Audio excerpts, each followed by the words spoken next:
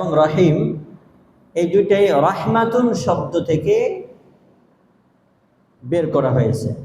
রাহমাতুন অর্থ হলো দয়া, অনুগ্রহ। আর রহমান আর রাহিম এটা আমরা তর্জমা করি পরম দয়ালু, অতি করুণাময়। তো আর রহমান আর রাহিম শব্দগতভাবে যেরকম কিছু পার্থক্য আছে, অর্থের ভিতরেও কিছু পার্থক্য আছে। বের হয়েছে একই শব্দ থেকে। আর রহমান আর রহিম এই দুই শব্দের মা একটা, রহমাতুন, কিন্তু দুইটার দুই গুণ। এরকম হয় না? এরকম হয় না, মানে সবসময় হয়েই থাকে। আমরা দেখি যে একই মায়ের পেট থেকে ৩-৪ জন সন্তান হয়েছে, কিন্তু এক একজনের এক এক গুণ। একজনের ভালো গুণ বেশি আর একজনের খারাপ গুণ বেশি। কিন্তু আর রহমান আর রহিম এটা তো আল্লাহ তাআলার নাম, এখানে তো খারাপের কোনো প্রশ্নই আসে না, ভালো গুণ। তো রহমান আরবির একটা কায়দা আছে, কাসরাতুল মাবানি তাদুল্লু আলা কাসরাতিল মাআনি।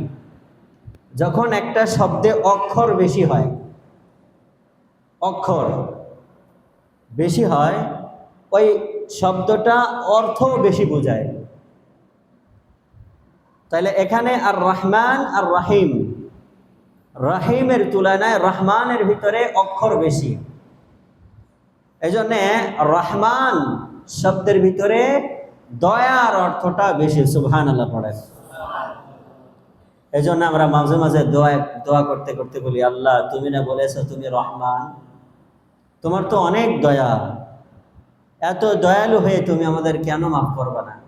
এটা আমরা মাঝে মাঝে বলি। তো রহমানের ভিতরে বেশি দয়া অর্থ পাওয়া যায়। হযরতে ঈসা আলাইহিস সালামকে রহমান সম্পর্কে জিজ্ঞাসা করা হয়েছিল। হযরতে ঈসা আলাইহিস সালাম বলেছেন, আর রহমান রহমানুদ দুনিয়া ওয়াল আখিরাহ। রহমান বলা হয় যিনি দুনিয়াতেও দয়ালু, আখিরাতেও দয়ালু। আর রহিম, আর রহিম রহিমুল দুনিয়া, রহিমুল আখিরাহ। রহিম বলা হয় যিনি শুধু আখিরাতে দয়ালু হবেন। যিনি শুধু কোথায় দয়ালু হবেন? আখিরাতে দয়ালু হবেন। এটা আরো ভালো করে বোঝার জন্য এর ব্যাখ্যা করা হয় এভাবে,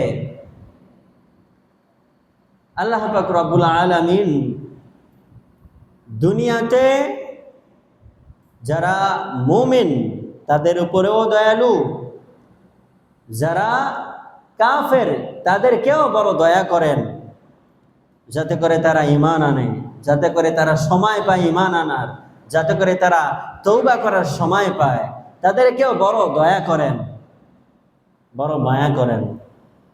কিয়ামতের ময়দানেও মুমিনদেরকে বড় মায়া করবেন। এই জন্য ওনার রহমতটা, রহমানের রহমতটা দুনিয়াতেও আখিরাতেও। কিন্তু রাহিম নামের অর্থের ভিতরে যে দয়ার একটু কমতির কথা বলা হলো, এই রহিম নাম এটা শুধু কিয়ামতের জন্য, কিয়ামতের ময়দানে।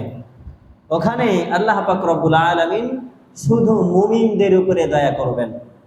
কিয়ামতের ময়দানে শুধু মুমিনদের উপরে দয়া করবেন, এখানে কোনো কাফের মুশরিকদের উপরে দয়া করবেন না। এই জন্যে হযরত ঈসা আলাইহিস সালাম বলেছেন, আর রাহিমু রাহিমুন ফিল আখিরাহ। রাহিম মানে উনি শুধু আখিরাতেই দয়ালু। এই হলো আর রহমান আর রাহিম, এর মধ্যে একটি পার্থক্য। রহমানের ভিতরে দয়ার অর্থটা বেশি, আর রাহিমের ভিতরে দয়ার অর্থটা কম। উভয়ের অর্থই দয়া, একটার ভিতরে বেশি আর একটার ভিতরে কম।